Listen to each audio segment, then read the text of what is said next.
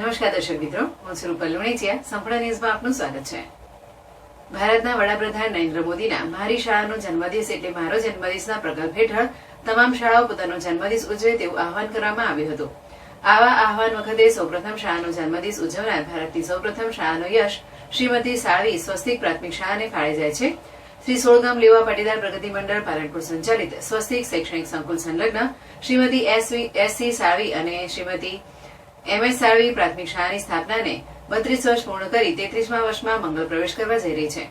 શ્રીમતી સાળવી પ્રાથમિક શાળાના 33મા વર્ષમાં મંગળ પ્રવેશ પ્રસંગે સૂર્યાસ્ત નહીં સૂર્યોદય કાર્યક્રમનું આયોજન કરવામાં આવ્યું હતું, જે અંતર્ગત પાલનપુરના વડીલ વિશ્રાંતિ ગૃહના 80 જેટલા વડીલ દાદા દાદીઓને શાળા પરિસર ખાતે લાવવામાં આવ્યા હતા. આ વડીલોને બાળકો તેમનો હાથ ઝાલીને પ્રેમથી બસમાં બેસાડીને શાળા ખાતે લાવ્યા હતા. શાળા ખાતે તેમનું તિલક કરી વાસ્તે ગાતે સ્વાગત કરવામાં આવ્યું હતું.